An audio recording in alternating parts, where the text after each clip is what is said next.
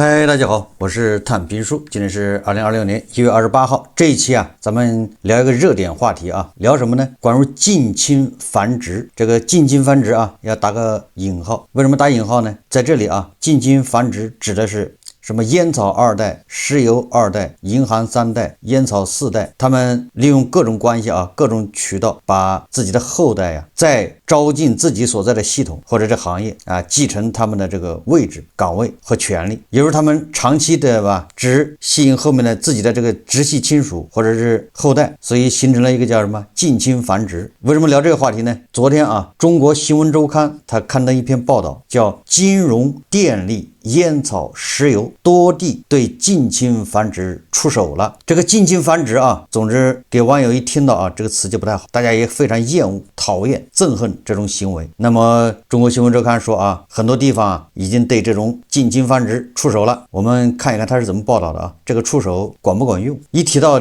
金融、電力、煙草、石油，那就是大頭，對吧？就是壟斷，就是靠牌照、靠壟斷活着。他們工資高、收入高、壓力小，事少錢多，待遇高。尤其是在当下，对吧？这个民营經濟顯得有點蕭條，外資在撤退，好的企業不多，越來越少，而且還在裁員。那這個金融、電力、煙草、石油的這種，對吧？相對穩定和待遇比較這個優厚就對這個就業者、對這個網民、對牛馬來非常有吸引力，充滿了誘惑。我們看看中國新聞週刊他怎麼說的？他說讓崗位依能力而非關係決定，始終沒有公示筆試面試成績。參加某國企招聘後，一名2025年應屆畢業生向中國新聞週刊表達了自己的不滿。落選後，他對這次招聘的公平性產生了懷疑。過去一段時間，多個省份發起針對國企近親繁殖的整體整治行動。中國新聞週刊梳理發現，此輪整治覆蓋層級廣泛，涉及縣市區各級系統，發起主體既包括地方政府，也包括紀檢監察機關和企業。所謂近親繁殖最早多見於巡視反饋中，用以形容國有企業和事業單位在選人用人領域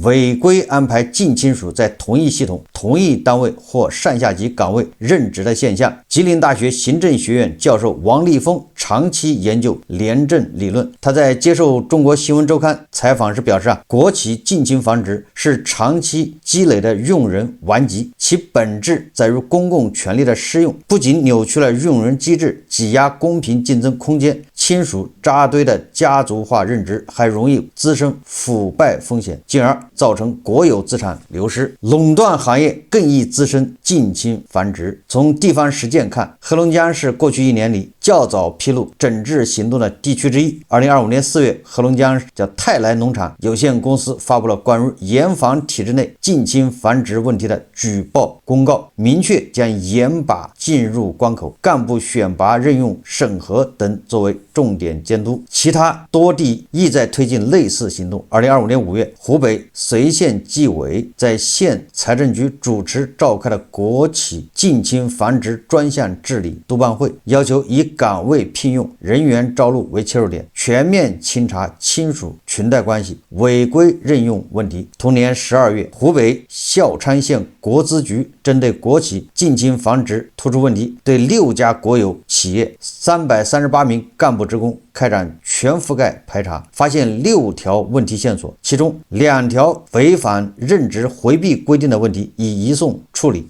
在我看來6家國有企業338名幹部職工只查到了6條問題線索，那就說明還比較廉潔問題不大呀。338名幹部職工只有6條有問題線索，而且只有2條是明顯違反了規定，那不是很廉潔嗎？美的也不過如此。在四川，整治範圍進一步擴大。2025年7月，四川鹼陽市紀委向市農業農村局發送的履責提示函中披露，對全市60個市級部門、市屬國有企業組織的1萬名在職幹部職工開展全覆蓋自查，重點識別近親屬在幹部所在單位、下屬企業、事業單位工作等風險，近親屬在幹部職權相關企業工作等風險情形，地方層面的密集動作與中央部署形成呼應。2025年1月，20屆中央紀委4次全會對抓好金融、國企等領域系統整治作出再部署。同月，中央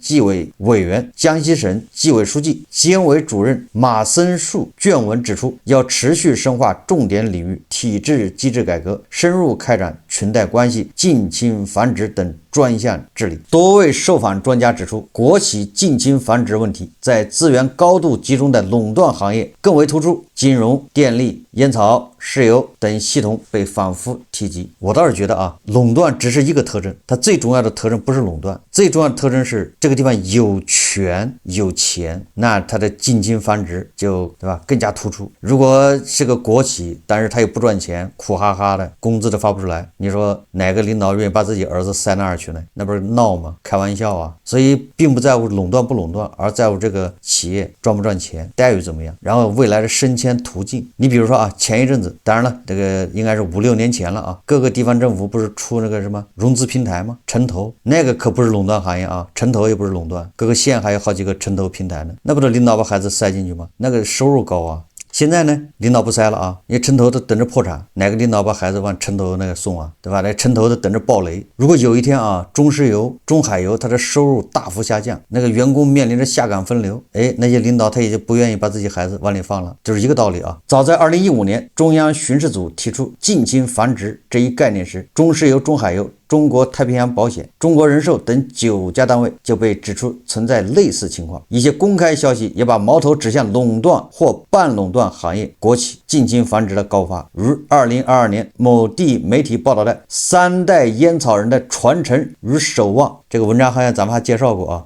其實牛馬不必悲哀啊，也不要難過，對吧？牛馬你不是9代農民嗎？9代人的傳承與守望，難道有什麼問題嗎？應該覺得自豪啊，光榮。反過來說啊，你牛馬能夠傳承，那人家煙草為什麼不能傳承呢？中山大學政治與公共事務管理學院教授梁平漢對中國新聞周刊表示啊，這類行業普遍具備崗位穩定、福利待遇較好的特徵，在體制內就業競爭加劇背景下，天然形成系統內循環的現實誘因，沒毛病啊。我覺得他這個總結是對的，主要是還是待遇好，收入高，事情少，壓力小，風險小。完了之後，他還有一條隱秘的升遷通道。他這還是個賽道，你說找誰說理去啊？這個中國新聞周刊說啊，更隱蔽的交叉安排，說除了集中壟斷性國企，近親繁殖還呈現出更隱蔽性的特徵。梁平漢指出啊，蘿蔔坑是招聘是常見的方式之一，表面上看招聘條件合規合法，但通过高度細化、量身定制的限制條件，實際壓縮了應聘範圍，確保只有特定人選符合條件。這類條件可能包括冷門專業、少數院校、特定年齡區間，甚至疊加戶籍、性別、工作年限等要求。其核心邏輯是通過人入口篩選，實現定向安置。這些都逃脫不了網友的這個火眼金睛啊！一般網友的評價就是對這種招聘條件比較獨特的、奇葩的，就來一句啊，哪家的少爺回来了，對吧？或者是哪家的少爺想進去？因為網友对吧，眼睛是雪亮的，群众的眼睛是雪亮的啊！不是有好多那个什么券商公司是吧？定向招聘，要会跑的。招体育特长生，反正怎麼奇葩怎麼來啊！這個一點都這個叫什麼？現實比影視劇啊，那更加豐滿，更加魔幻。你看，2024年貴陽市煙草專賣局捲煙客戶服務部客戶經理崗共招錄7人，當中南明區分公司和雲岩區分公司只招錄體育教育、運動訓練等相關專業，並注明特長生具有足球國家2級運動員以上資格者優先。出現質疑後，人事部門回應媒體稱，招聘過程完全合規，確實需要體育相關專業的畢業生擔任客戶經理。那就是球踢得好，跑得快，這跟抽煙，這跟這個煙草銷售有什麼關係呢？當事件仍引發外界對因人設崗的討論。梁平漢說啊，輿論監督和集中曝光確實能夠在短期內形成壓力，促使問題階段性收斂，但從長期看，用人單位仍掌握信息與規則解釋權，可能通過調整方式不斷尋找新的規避路徑。更為隱蔽的方式是交叉安排，這個就比較高智商了啊。王立峰指出啊，隨着任職回避、親屬關係報備等要求逐步建立，一些人通過系統間相互安置來規避監管，例如將子女和親屬安排至其他系統，從形式上繞開制度設定的防火牆。2020年，中央紀委國家監委網站刊文斩斷裙帶利益鏈，梳理過此類操作手法。自己單位不容易違規進入，可以和其他單位領導合作，尤其是同一領域業務往來密切的2家單位，通過定制招聘方式幫助領導子女進入对方單位。這類操作隱蔽性高，證據鏈難固化，使查處難度加大。但王立峰認為隨着大數據、人工智能等技術應用，若能打通公安、民政、戶籍、婚姻等數據資源，構建一體化監管平台，有可能在數據層面穿透信息壁壘，更清晰呈現領導幹部及關鍵崗位人員的社會關係網絡，為紀檢監察提供技術支撐。這個叫大費周折啊，這個叫上有政策，下有對策。这個實際上不是治病之法，不能斬草除根。我在煙草，你在石油，對吧？我在煙草替你安排你的孩子，那你在石油系统，对吧？替我安排我的孩子，你说这種交易你怎麼查？多位專家還指出，國企近親繁殖的另一特徵是集中於市屬、縣區屬國企。什麼意思？也就是越往基層，這種現象就越突出啊。要不然怎麼叫這個縣城婆羅門呢？這個我記得咱們以前介紹過一篇文章是吧？一個報道啊，是講的是河南某個縣吧，那個縣對吧？這科級幹部都有親屬關係，這個不是一個縣是這個現象啊，搞得有點像那個俄羅斯的那個車臣共和國啊，車臣的所有科级以上幹部都是卡德羅夫的親屬或者親屬的親屬。中國企業改革與發展研究會研究員吳剛良對中國新聞週刊表示啊，在市屬、縣屬國企或央企下屬市場化的子公司中，用人裁量權更多的掌握在負責人手中，彈性空間大。例如某些地方會在筆試、面試成績接近的情況下，優先安排系統內子女就業。梁平漢分析啊，從運行邏輯看，一方面基層監督相對薄弱，另一方面縣域社會關係密集，人員熟識，公共資源配置權力相對集中，通過相互安置親屬實現你來我往，操作難度不大。關於國企近親繁殖的危害，王立峰表示啊，一方面這種用人機制會擠壓真正有能力者上升空間，導致劣幣逐良幣，削弱企業內部競爭力和整體活力；另一方面，親屬扎堆容易形成封閉的關係圈子，進而演變為利益共同體。從更宏觀層面看，這類現象還會放大社會的不公平感。一旦發生腐敗，往往不是個案，而是呈現窩案甚至塌方式特徵。王立峰說啊，在極端情況下，國有資產可能被逐步家族化、私有化，就是维维老師說的，对吧？咱們資產呢都在大頭那兒，加藤老師也鼓吹，對吧？咱們大家要走集體，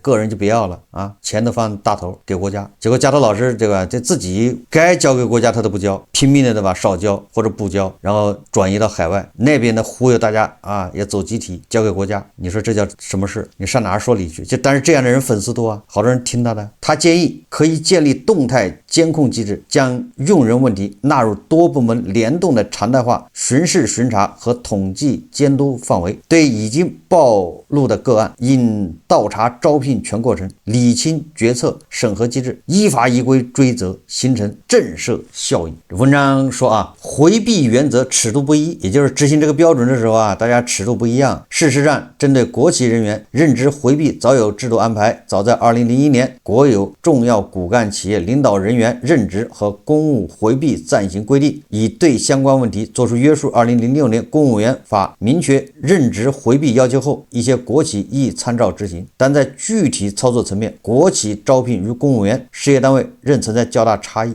依據公務員錄用規定、事業單位公開招聘人員暫行規定等文件，公務員和事業單位自發布招考公告到之後的考試、公示等環節規定嚴格。相比之下，國企倡導市場化用工機制，不受傳統編制和指標約束，領導在員工招聘中擁有更大自主權，這為近親繁殖留下操作空間。吳剛良對中國新聞週刊指出啊，這一差異在實踐中也引發爭議。多位國企考生向中國新聞週刊反映，部分國企招聘雖公開發布公告，但筆試、面試成績不對外公示，或僅在企業內部系統公示，在信息不對稱情況下，難以判斷競爭是否公平，也更易將落選與內部操作聯繫起來。這文章還提到啊，什麼問政四川平台就曾記錄類似案例，有考生提問：四川能投长寧電力有限公司2025年6月發布的招聘公告中，筆試成績不可查，排名不公布，錄取結果不公示，是否合規？四川能源發展集團有限責任公司回應稱，招聘過程按照四川省水電集團員工招聘管理辦法規定程序開展，包括報名、資格審查、筆試、面試、背景調查、心理測評、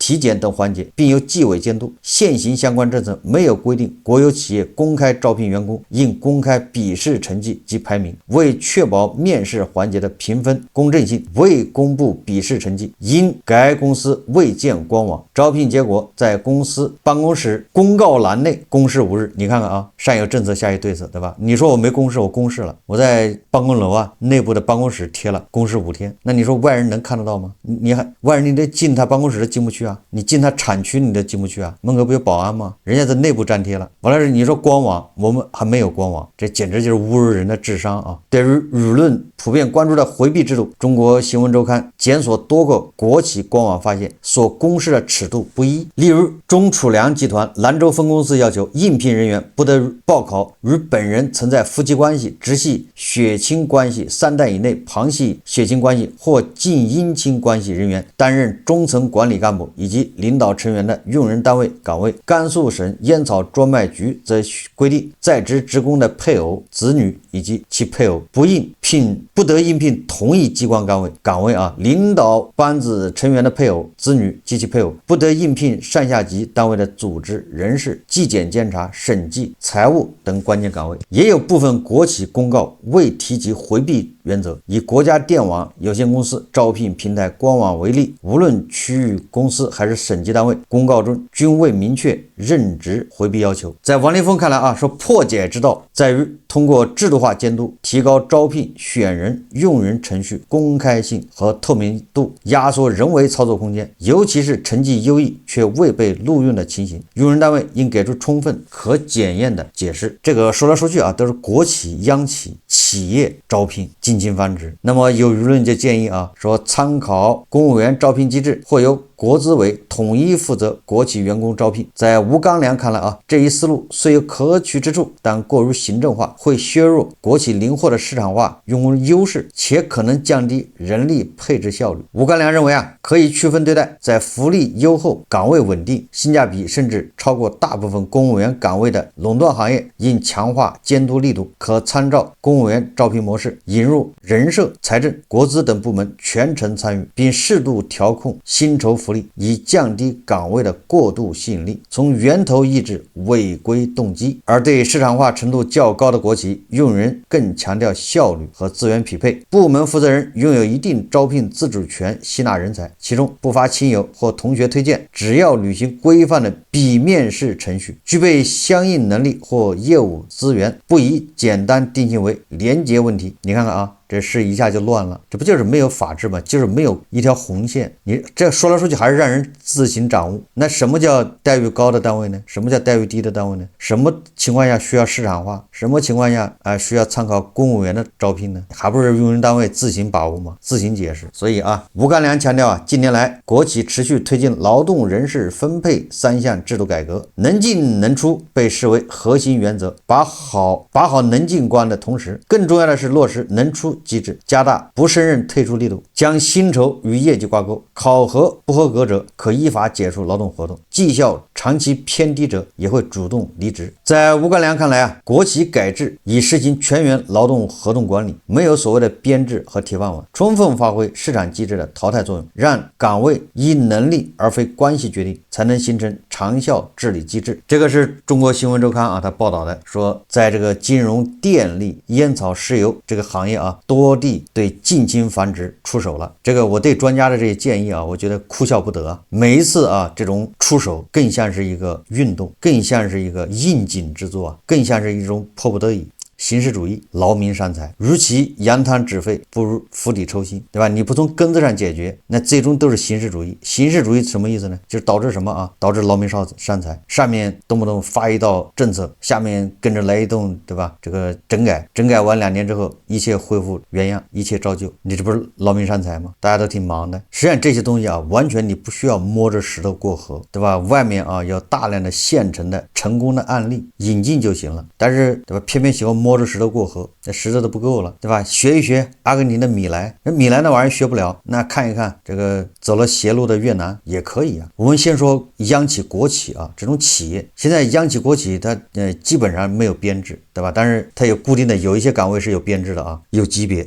我們就說這個現象吧，近親繁殖這個現象，難道只有央企國企有嗎？近親繁殖在私營企業那不是光明正大的嗎？對吧？這個企業是我的，我是董事長，我是老闆，我讓我兒子當市場部總監，對吧？未來還來接班，這個有什麼問題嗎？不寫首付，那個還是個國企混合所有制，對不對？不寫首付那個企業，那人家讓自己的女兒，对吧，來接班，大女主接班，那这個基本盤還在這鼓手拍手稱快呢，對不是？為什麼到國企這就不行了呢？哎，大家想一想，那個不寫首付那個企業，它國企占大頭啊。那雖然是混合制企業，那好歹也是國家的。那怎麼國家的，那怎麼他安排自己女兒來接班，對吧？那先當個副總，再當個什麼總經理，再當董事長，合着基本盤拍手称快呢？為啥？為什麼合着到中石油就不行了嗎？都是國企啊。那就不說這種特殊企業啊，咱們就說，比如說吧，華為人家任正非安排自己的這個女兒接班，有毛病嗎？那基本盤不還是鼓手拍手稱快嗎？鼓掌嗎？叫好？為什麼？我們再說美西方好吧，美西方，你看特朗普讓自己的親家啊，維特科夫到處跑，抛头露面，那個人一天官都沒當過啊，不就是個建築商嗎？房地產開發商，一會兒去見普京，一會兒見內塔尼亞胡，一會兒見澤連斯基，哎，這還不算，這不特朗普還把他自己的女兒，對吧，庫什納派出去，那這算不算近親繁殖吧？所以為什麼近親繁殖在有些地方就沒問題，對吧？大家還誇讚，對吧？還鼓掌叫好，但是有的地方就堅決不容使呢，就認為這是腐敗，對吧？這就是劣幣逐良幣。所以我得出個結論啊，近親繁殖不是問題，近親繁殖沒有任何問題，問題是出在土壤。問題出在哪兒？什麼土壤呢？實際上就是你沒有一個叫制約，你不透明，你不公開，對權利沒有制約。公開透明，對權利有制約，那你把你自己兒子送進去沒毛病啊，你為人民服務，你兒子也得為人民服務，老老實實的，一切都在，對吧？陽光之下運作，那樣就會叫什麼？任人唯賢，對吧？如果就像不寫首付一樣的，他的女兒能力就是突出，就能帶領這個企業衝第一，對吧？就能帶領這個企業創造更大的財富啊，為社會做更多的貢獻。那怎麼就不能讓他女兒當董事長呢？沒毛病啊。那華為也一樣啊。所以說，第一個啊，就是你這個企業，因為咱們今天講的是國企央企啊，這個叫近親繁殖。那最好的辦法就是盡量啊減少國企央企，对吧？都讓它這個私有化，變成個人的企業。你願意讓誰當董事長，你讓誰當董事長，搞垮了是你的事，你自己的財富你自己負責，對吧？你是高薪誠聘那個職業經理人，還是說讓自己兒子扶上馬送一程，那是你的事，對吧？你對你自己的財富負責，那你願意怎麼任命就怎麼任命，這個別人也說不了你什麼。那最好的辦法啊，就是國企央企啊，盡量的私有化，向民營資本開放。實在有一些特殊部門，对吧？你不能私有化的，對這些特殊部門，那你只能參考那個公務員錄取制度，因為這樣的部門啊，這樣的企業，它已經不是簡單的企業了，對吧？它恐怕是承擔某些政府職能，那你就把它當做這個公務員看待，或者叫事業編，公開透明，不應該搞這種央企、國企這種模糊地帶啊，這個叫模糊地帶的吧？越是模糊地帶，越是上下其手，越是會出現各種各樣的這個不公平。对吧？你比如说4+4，那在國外人家搞得挺好的。4+4是一個非常先進的制度啊，也就是說讓培養的醫生更加全面嘛。但結果你看到咱們這一玩，它就變味了，變成權貴彎道超車的一個利器。說來說去就是缺乏監督，對吧？所以解決什麼近親繁殖啊，這首先第一個近親繁殖不是問題，我們終極目標應該叫任人唯賢，對吧？讓他有才能的人，有這個能力的人在適合的崗位上面，或者這個崗位要招到適合他的人，跟近親繁殖沒關係。這個觀念要轉變，這第一個。第二個就涉及到公平嘛，涉及到公平，那就是最好的辦法，央企國企，對吧？盡量私有化，讓這些老板自己對自己財產負責。你覺得你兒子厲害，你女兒厲害，那你讓你女兒接班唄。如果你覺得你兒子不行，那你請職業經理人。那接下來就是對公務員，對這種事業編，就是有編制的，怎麼樣去監督？怎麼樣監督？你看看阿根廷就行了，對吧？把這冗員全砍掉，編制越來越少，這是第一個，對吧？第二個就是待遇，你把這個待待遇鸿沟啊拉平。你像美国一樣的，不是美国所有人都愿意去当公務员吧？美国很多人还不愿意去当公务员的，当公务员是没办法。那为什么这儿咱们打破脑袋去当公务员呢？对吧？还是待遇这儿有个鸿沟啊。等把这个鸿沟磨平了，像阿根廷那樣的，你把它磨平了之後，沒有那麼多人去打破腦袋去進體制。既然沒有那麼多人打破腦袋進體制，它就不公平現象就自動就少了，對吧？即便有一些不公平，也沒人關注，對吧？這叫釜底抽薪，是吧？如果說你削尖腦袋進了體制，原來得到的和你去哪家公司私營企業去打工是差不多的，那你何必要削尖腦袋跑進體制呢？有啥用呢？實際上10幾年前啊，也就是我印象中啊，2013年以前，沒有那麼多人說削尖腦袋去考公務員，進體制不是什麼好事。為什麼那個時候，對吧？你隨便進個外企，或者進什麼互聯網企業，或者是滴滴打車，對吧？字節跳動，那時候都是剛剛興起啊，到處招兵買馬呀，很多人都去這種企業，工資待遇還高，所以進體制就不是那麼相對特別香。那為什麼特別香呢？是隨着經濟發展啊，隨着外資的撤離，隨着咱們私營企業的這個待遇越來越差，工資越來越差，這個裁員壓力越來越大，這個體制內的這個優勢就慢慢體現出來了。哎，大家回頭一看，原來進體制啊挺更好。所以說啊，這個削平啊體制內和體制外的這種鴻溝，你要麼就是降低體制內的這些待遇，你要麼就是提高，對吧？體制外的私營企業的這些待遇，你只有把這鴻溝給它抹平了，那大家就不會，對吧？那麼焦慮，都要跑去考公考編，不會把考公考編當做上岸唯一途徑，那麼這些不公平現象就少得多，甚至啊就沒有了，你就不用這麼大動干戈的，今天整頓，明天開會，對吧？運動到處查了400多個幹部，原來發現就2個有問題，這不都是形式主義嗎？這不就是浪費社會資源嗎？所以說啊，還是要從根上解決啊。很多大企業啊，人家還有內推。什麼叫內推啊？那內推不就是進京繁殖的一個代名詞嗎？換種說法，那為什麼在大企業內推還是公開的呢？合法的呢？也沒人罵他。很多大廠是吧，不都提倡內推嗎？所以咱們總結一下啊，就是如果不從根上解決問題，對吧？只是解決表面現象，那最終就是形式主義。形式主義最終就是勞民傷財，啥也沒解決。好，這期節目啊，咱們就聊到這裡，感謝大家收看。如果喜歡我的節目，歡迎訂閱轉發，也可以在下方留言評論，謝謝大家。